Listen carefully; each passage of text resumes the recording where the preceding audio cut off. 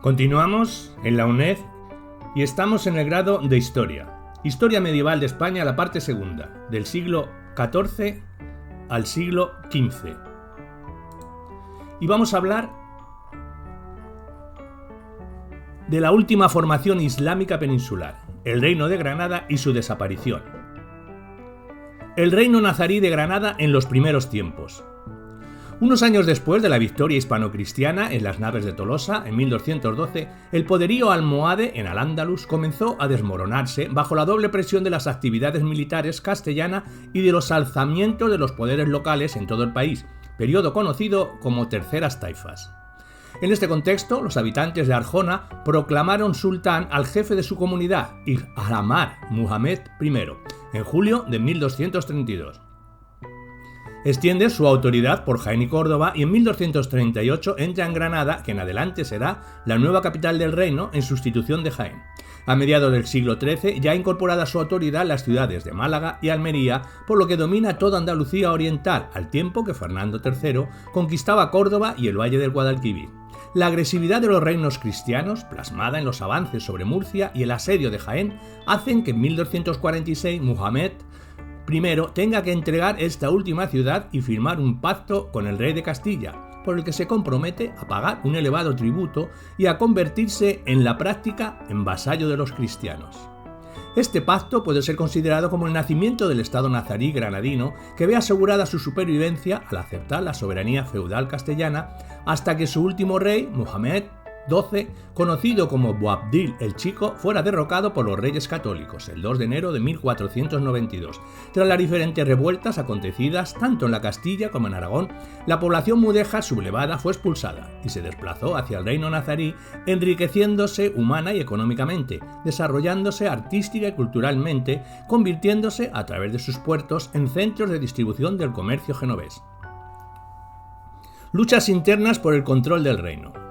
El reinado de Muhammad I, 1232 al 73, es un continuo esfuerzo por instaurar una autoridad real en el recién creado emirato, impone el orden público y restablece la seguridad interna al tiempo que reforma el sistema fiscal en aras de garantizar el pago de los tributos para así mantener la paz con Castilla. Además, mantiene buenas relaciones con los soberanos del norte de África, merines y absíes. En 1262 intenta conquistar Ceuta, pero fracasa, lo que le acarrea un enfrentamiento con el reino castellano. En su ayuda acuden los benimerines o merinis del norte de África, pero esta intervención provoca el malestar de poderosas familias de su reino, lo que se traduce en levantamientos en Málaga y Guadix. Su hijo y sucesor, Muhammad II, 1273-1302, consolida la alianza con los meriníes, luchará por el control del estrecho y reforzará el control militar del reino nazarí. Intenta mantener un difícil equilibrio entre el ímpetu de los meriníes y la potencia militar aplastante de Castilla.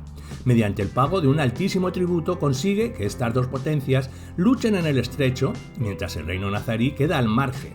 Los reinados de Muhammad III, 1302 al 9, Nasr, 1309-1314, Ismail, 1314-1325 y Muhammad IV, 1325-1333, se caracterizan por intentar mantener el equilibrio anterior al tiempo que cambia la dinámica sucesoria, pasándose a un sistema de sucesión forzosa con asesinatos y abdicaciones.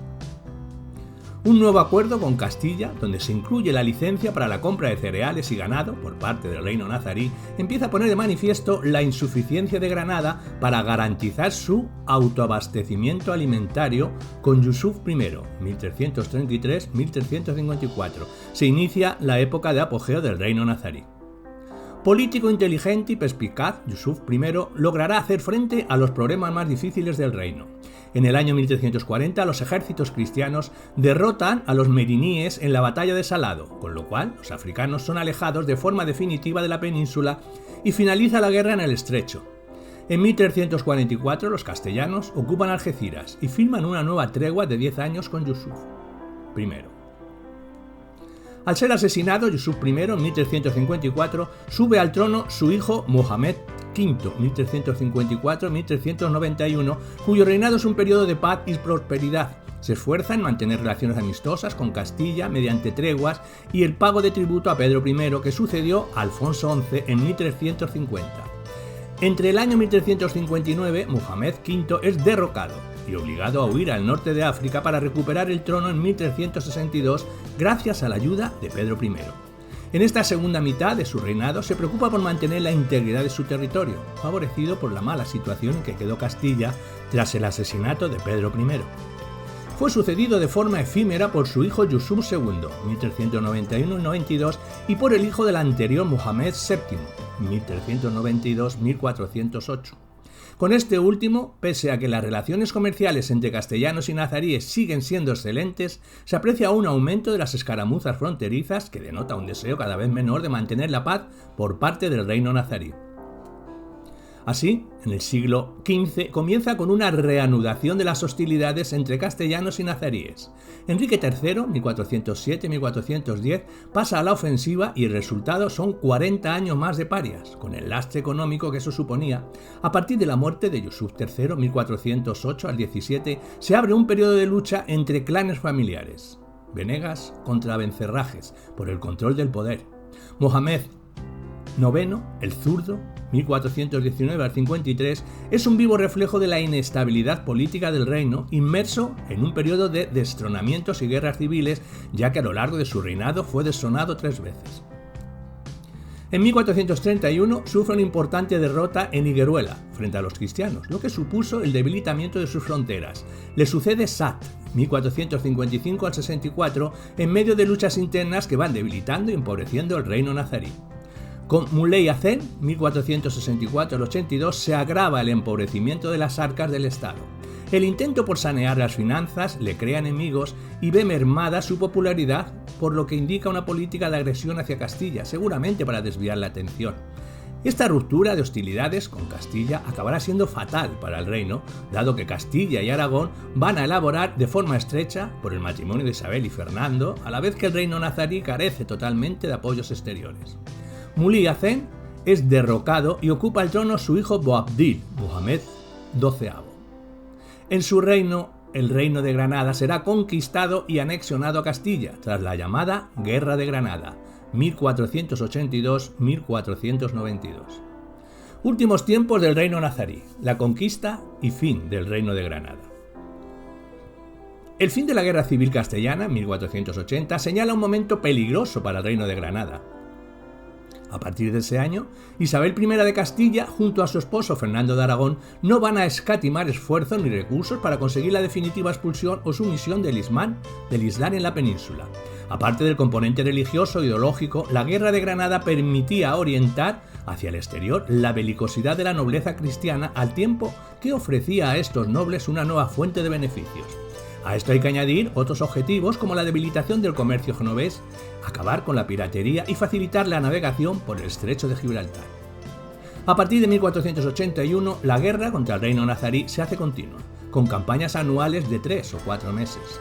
El reino de Granada estaba debilitado por sus querellas internas, pero estaba densamente poblado y contaba con una densa red de fortalezas, lo que provocó una larga guerra de desgaste, asedio y de lento estrangulamiento económico.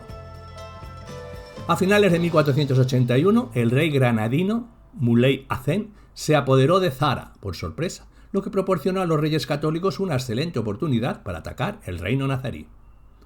A principios de 1482, Rodrigo Ponce de León, marqués de Cádiz, toma Alhama.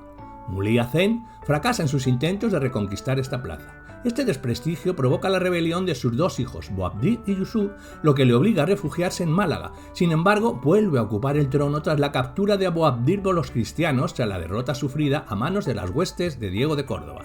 Vemos que la cohesión interna del reino nazarí dejaba mucho que desear y le ponía en una situación de debilidad frente a los reinos cristianos. De todos modos, el avance de las tropas de Castilla y Aragón es lento. Problemas en el reino de Navarra dan a una ligera tregua a los nazaríes, pero Isabel impone su decisión y la conquista del reino de Granada vuelve pronto a ser prioritaria. Así, en 1484, los cristianos se aproximan a Málaga y conquistan varias plazas fuertes. En 1485, Ronda, con fama de inexpugnable, cae. Y en el 486, Boabdil, que había sido liberado, es nuevamente hecho prisionero al caer la fortaleza de Loja. En septiembre de 1487 capitula Málaga, tras una larga resistencia.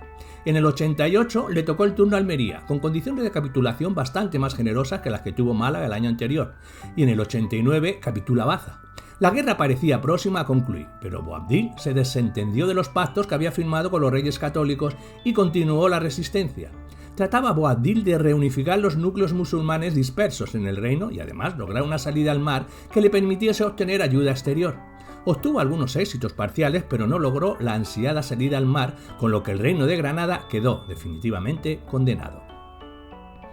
En abril de 1491 el ejército real construye la villa de Santa Fe, que será un cuartel general, y en apenas un mes Granada queda totalmente cercada. Sin enfrentamientos armados, gracias a una discreta y lenta negociación, Granada capitula en enero de 1492 en unas condiciones muy favorables para sus habitantes. Era el fin del reino nazarí y de la reconquista, aunque el impulso hacia el sur aún se prolonga unos años con la toma de Melilla en el 1487 y la Orán y Argel en 1510, además de expediciones a las Canarias a partir de 1477.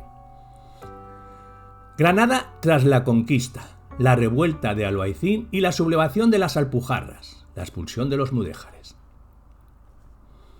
El número e importancia de la población mudéjar que había en Granada planteó importantes problemas de integración y convivencia. Como esta población estaba protegida por pactos de capitulación, la única solución era su incorporación espontánea por medio de la conversión al cristianismo. Sin embargo, primó el interés por conseguir conversiones sinceras y voluntarias, lo que hizo que el progreso fuera muy lento. De la revuelta de Albaicín.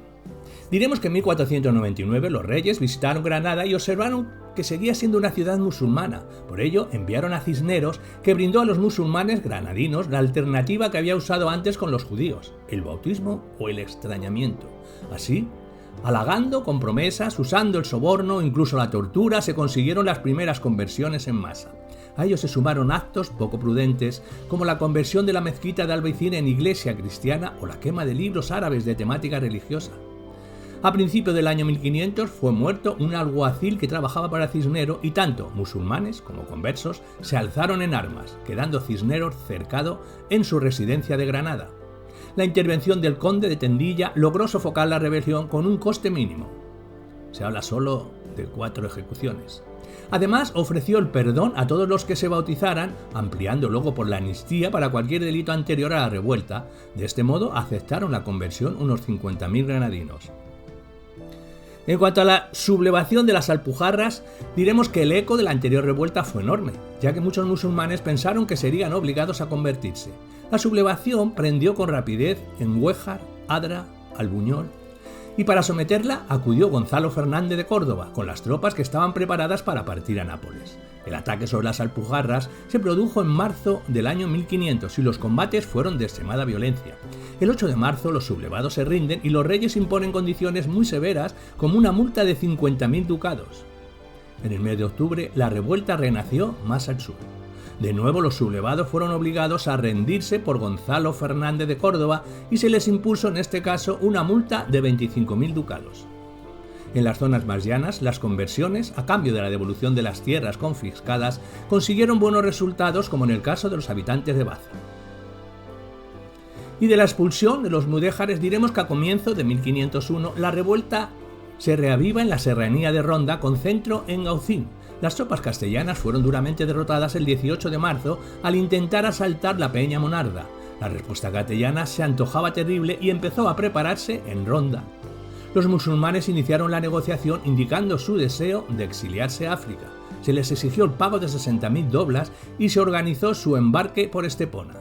El 11 de febrero siguiente se hizo público el documento de expulsión de los musulmanes que afectaba a todos los que residían en tierras de Castilla, no a los de la Corona de Aragón.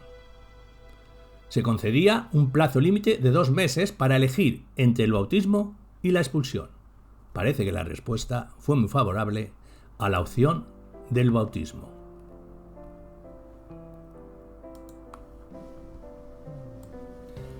Ahora vamos a ampliar este tema hablando de la conquista de Granada y del testimonio de los vencidos. Este trabajo trata sobre la caída del reino nazarí de Granada tal y como lo vieron los musulmanes. Las fuentes disponibles, crónicas, textos jurídicos y literarios, cartas, etc., subrayan que la guerra contra Castilla fue también una guerra civil. Estas fuentes muestran las dudas y vacilaciones de los vencidos, obligados a escoger entre la emigración al Magreb o la permanencia en Granada como mudéjares. Finalmente nos permiten apreciar los problemas de conciencia y sobre todo los temores y ansiedades que generó la aceptación formal del cristianismo. La caída de Granada. Una elegía anónima sobre la pérdida de Granada sostiene que Dios abandonó a los andalusíes porque estos habían descuidado sus deberes con él. La obra consta de 144 versos en los que se refiere el destino de las principales ciudades del Emirato conforme iban siendo ganadas por los cristianos.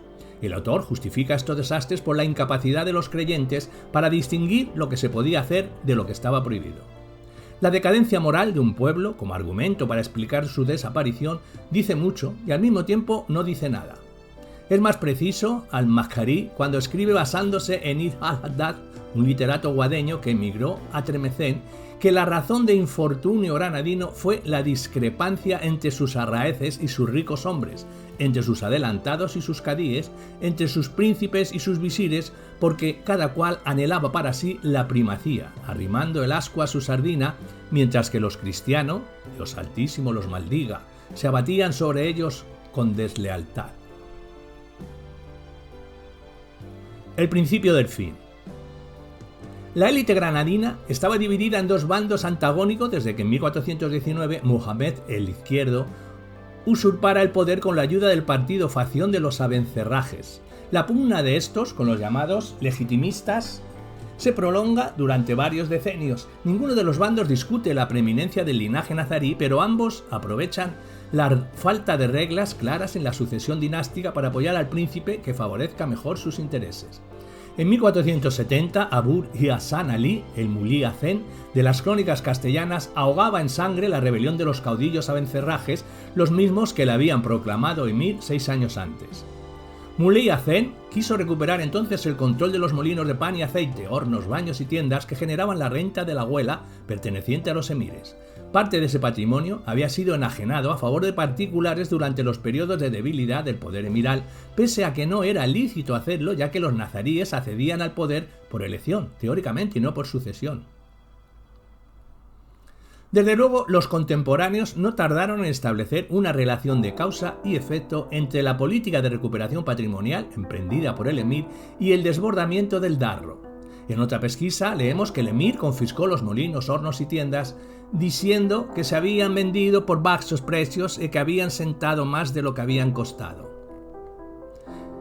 El anónimo exiliado considera el episodio de la inundación de Granada como un punto de inflexión en el reino de Mulí Hacén. A partir de entonces el emir se envilece, maltrata al ejército y abruma al país con nuevos impuestos. Comete estos errores con la ayuda de un visir hipócrita que saquea a los contribuyentes en beneficio propio y en el de sus allegados. Abu Hassan estaba casado con Fátima o Aisha, hija de su tío Muhammad el Izquierdo, con quien tuvo varios hijos. Pero en 1477 o 78 tomó como segunda esposa a una cautiva cristiana de notable hermosura, Zoraya, de la que tuvo otros 2 hijos. De la última guerra civil granadina. El anónimo cronista acusa a Mulí Hacén y a su visir de haber reaccionado tibiamente cuando se supo que los cristianos habían tomado Alhama a fines de febrero de 1482, ni los repetidos intentos del nazarí para recuperar la plaza, ni el fracaso posterior del rey católico ante Loja, de donde tuvo que retirarse abandonando la artillería y toda la impedimenta, consiguen que el cronista deje de mostrarse hostil al emir. Coincidiendo con la victoria de Loja, los príncipes Muhammad Boabdil y Yusuf escapan a Guadix, donde se reúnen con los jefes abencerrajes que han vuelto del exilio. En marzo de 1483, los cristianos sufren una severa derrota al invadir la comarca malagueña de la Aljaquía. Boabdil, deseoso de emular el éxito alcanzado por sus contrarios, en vez de escuchar a sus consejeros, más veteranos, se dejó guiar desde Capsalí por los mozalbetes que se habían criado con él y decide correr por su cuenta los campos de Lucena. El 21 de abril, los granadinos son batidos y el emir es hecho prisionero. El cronista anónimo señala que Abu Hassan recuperó el poder cuando ya estaba enfermo de epilepsia, la cual le atacó la vista y le provocó abotagamiento en todo el cuerpo, y añade que Dios lo castigó con variadas desgracias hasta que, depuesto por su hermano, Muhammad fue conducido a Almuñécar, donde fallecía en verano de 1485. En cambio, Qapsali atribuye la responsabilidad del magnicidio al hermano del emir, más conocido por el sobrenombre de Al-Zagal o el Valiente, del que escribe que era un hombre hábil para hacer el mal, pero que desconocía obrar bien. Por el Tratado de Vasallaje, firmado el 5 de julio de 1483, Boabdil recupera la libertad a cambio de comprometerse a pagar un tributo anual de 12.000 doblas, liberar a cierto número de cautivos cristianos e intervenir en la guerra contra Muley Hazen y sus parciales. También entrega a su único hijo y a otros 10 vástagos pertenecientes a familias granadinas, afecta a su persona como garantía que cumpliría lo acordado. En septiembre de 1485, Boabdil cruza de nuevo la frontera y se hace fuerte en Huesca. Sus agentes se encargan de difundir que él era el portador de la paz con Castilla, un argumento que termina haciendo mella en los vecinos del arrabal granadino del Albaicín, en su mayoría ganaderos y campesinos que se declaran en su favor. En Granada se suceden los combates callejeros entre los partidarios del emir y los de su sobrino, el 9 de marzo de 1486 al 19 de mayo siguiente. El segundo cautiverio de Boabdil concluyó después de firmar un nuevo tratado con don Fernando, que deseaba servirse de él para continuar sembrando la discordia entre los granadinos. Aunque es acogido en Vélez Blanco a mediados de julio, el pretendiente no puede hacerse con el control de Baza, Guadix y Almería. Dueño de Granada, Boabdil cumple sus obligaciones con los reyes católicos sin que estos a su vez le correspondan. Los cronistas árabes afirman que la conquista castellana de Vera, Mojácar, Los Vélez y otros lugares próximos a la frontera murciana en 1488 se hizo a despecho de las paces ajustadas con esas poblaciones, dando así a entender que obedecían al emir granadino, y no vuelven a mencionar las diferencias entre tío y sobrino hasta que una vez rendida Baza, en diciembre de 1489, Muhammad Ba-Asad pone en manos de don Fernando las ciudades de Almería, Guadix, Almuñécar, con sus distritos respectivos y la totalidad de Alpujarra. Los autores musulmanes no llegaron a conocer la naturaleza exacta de los pactos firmados por el zagar con el rey católico, en los que jugaba un papel clave la subordinación vasallística del primero al monarca aragonés. Se ha visto que el anónimo exiliado no oculta su antipatía hacia los emires Abu Hassan, Ali ibn Sa'ad. Los juicios de Qapsali sobre el segundo no pueden ser más duros, al tiempo que critica a Boabdil por su carácter impulsivo y por su ingenuidad al tratar con el rey de Castilla. Pero tanto el anónimo como al-Makari son exquisitamente neutrales al tratar la figura del rey chico, pese a que no disimulan los errores cometidos por este. De la conquista castellana. Castilla y Granada habían renovado las paces por un año en marzo de 1481, de modo que la toma de Alhama por los andaluces el 28 de febrero del año siguiente se produjo cuando estaba a punto de expirar la tregua. Pero al-Makari no tiene reparos en escribir que los cristianos, noticiosos de la crisis interna granadina, atacaron la ciudad a traición. Una fetua de al-Makajá en 1492 refleja indirectamente la conmoción que la pérdida de Alhama había causado en la población metropolitana. Dado que la recuperación de la ciudad es vital para toda al-Ándalus, el faquí citado propone que se imponga una contribución extraordinaria para fabricar nafta y arrojarla sobre las defensas cristianas. Las campañas militares de 1485 ponen en evidencia que frente a la artillería no cabía confiar en los muros de las fortalezas y de las ciudades. Tanto el anónimo cronista como el Makari destacan la eficacia de la nueva arma en relación al sitio de Ronda, cuyas murallas fueron desmanteladas a cañonazos, y la toma de Cambil, un castro considerado hasta entonces como inexpugnable. Ya se ha visto cómo Boabdil logró que Málaga le reconociera cuando disputaba a su tío el control de Granada. Sus partidarios dominaron la situación hasta que el rey Fernando, una vez conquistada Vélez-Málaga, decide ocupar la capital malagueña por vía pacífica. Las crónicas árabes coinciden con las castellanas al señalar que el largo asedio de Baza en 1489 fue el episodio decisivo de la contienda. El autor de la Nubda es el único que nos habla de las campañas militares dirigidas por Boabdil después de la retirada de los cristianos, y en el mes de junio arrebata a su tío la comarca de la Alpujarra, incluyendo la fortaleza de Andarás, la cual no tardó en volver a mano de sus oponentes. Al acercarse el otoño, se interrumpen las comunicaciones con la Alpujarra y el hambre hace presa en los sectores más humildes de la población. Los notables de Granada se reúnen con los miembros más destacados de la clase religiosa y deciden plantear al emir la conveniencia de negociar con los infieles unas condiciones ventajosas para la entrega de la ciudad. Hablemos de las capitulaciones. Las fuentes árabes se ocupan con detalle de la capitulación de la ciudad de Granada, válida asimismo para los judíos y los habitantes de Alpujarra. El anónimo exiliado distingue entre las condiciones que afectan a los granadinos que deseaban permanecer en sus lares y aquellas otras tocantes a los que pensaban emigrar. En el primer caso, los vencedores garantizaban las vidas, bienes, raíces y muebles de los nuevos mudéjares, los cuales, en lo sucesivo, no pagarían otros impuestos salvo el azaque y el diezmo. En el segundo, consentían que los que se iban pudieran vender sus fincas a cristianos o a otros musulmanes por el precio que les conviniera y que en ningún caso sería lesivo, pudiendo llevarse sus efectos consigo a bordo de navíos fletados por el rey, sin que tuvieran que pagar pasaje u otro derecho durante los 3 primeros años. Hablemos de la emigración al Magreb. Los juristas del Islam occidental venían discutiendo desde el siglo XI los problemas legales que planteaba la pérdida de territorios a manos de los cristianos. La opinión dominante era que tarde o temprano los musulmanes debían abandonar su país si éste era conquistado por los infieles. Los problemas de conciencia se plantean conforme los castellanos se apoderan de algunas zonas del territorio granadino. Un habitante de la comarca de Marbella abandonaba la idea de expatriarse para, gracias a su conocimiento de la lengua castellana, servir de abogado a los musulmanes pobres y defender sus derechos ante las autoridades cristianas. Se ha considerado que este jurista no tuvo en cuenta para nada el drama que estaba viviendo el pueblo granadino. Según Emilio Molina, se limita a aplicar la ley sin analizar las circunstancias pasadas y presentes de un problema que presenta como nuevo cuando no lo es, manifestando así su insensibilidad. El almeriense Ibn Abd-Sabat también decide quedarse en su tierra para ayudar a los mudéjares amenazados por la carencia de enseñanza religiosa y el peligro de que se cristianicen voluntaria o involuntariamente. Se ha publicado recientemente un documento excepcional sobre el exilio de Boabdil y su familia. Se trata de una larga risala en la que éste solicita asilo al sultán de Fez.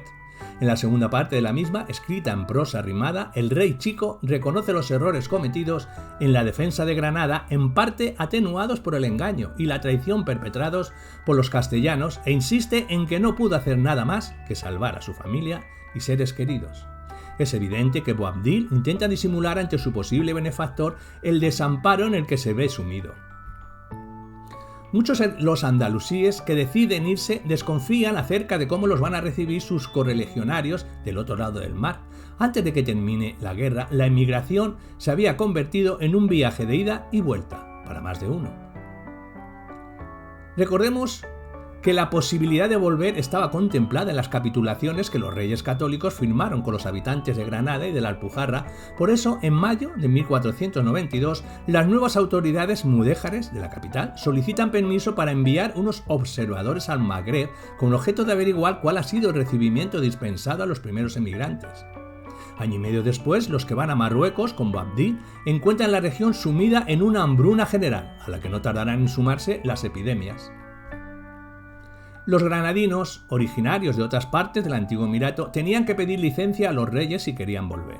En 1497, el que fuera alguacil de Arboto, en su nombre y en el de algunos antiguos vecinos de la alquería de Benajabís, en la tierra de Marbella, manifiestan su deseo de regresar porque no se contentaron de la tierra e vivienda gente de Allende.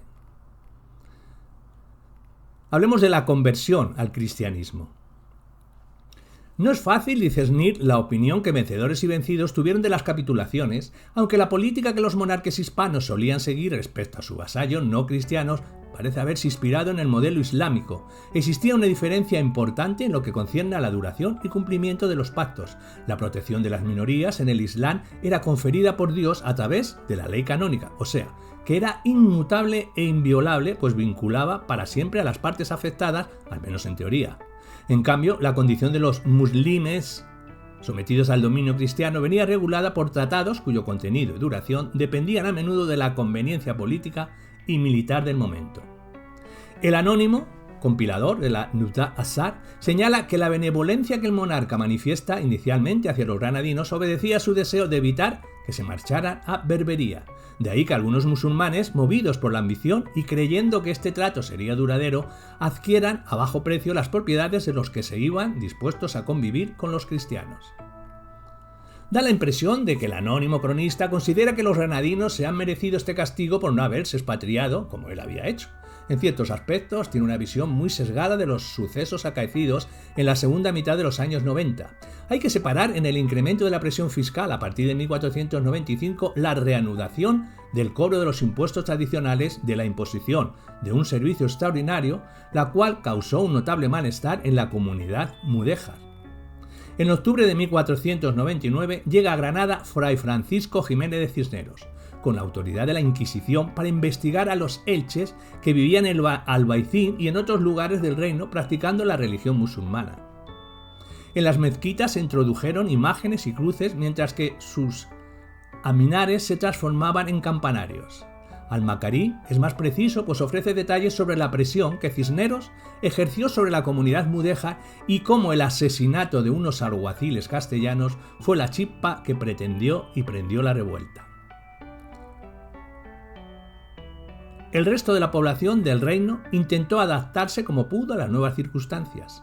La tradición islámica consentía que se practicara la taquillá o simulación de las creencias cuando el musulmán se viera en peligro, si bien esta venía admitiéndose solo en el plano individual. Sabemos que algunos granadinos pidieron ayuda a los sultanes de Egipto y del Imperio Turco Otomano. En 1966, Jean Monroe daba a conocer una cásida anónima copiada por Al-Makarí que contiene una demanda de auxilio dirigida a Bayaceto II a fines del 1500 o principio del año siguiente. Posteriormente se ha descubierto una versión más corta del poema que fue enviada al sultán de los mamelucos poco después de que se sublevara en Albaicín. El disimulo de las creencias propias no satisfará a todos los granadinos debido a las dificultades que acarreaba el cumplimiento subrepticio de los preceptos coránicos. No tarda en generar un malestar por haber aceptado formalmente el cristianismo y algunos, para disipar sus dudas, recaban la opinión de Mufid Mahat Abdi Jumah, residente en Orán. El jurisconsulto estaba seguro de que la situación de los granadinos era provisional. Su dictamen concluye afirmando que pronto serían liberados por los turcos. No le faltaba razones para creerlo en una carta que el conde de Tendilla, capitán general del reino de Granada, había remitido al rey, que no habían podido migrar o viven problemas de conciencia. A modo de conclusión, diremos que, como ya hemos visto, el comentario que hace Al-Makarí sobre los vecinos de Albaicín que no quisieron bautizarse al término de la revuelta.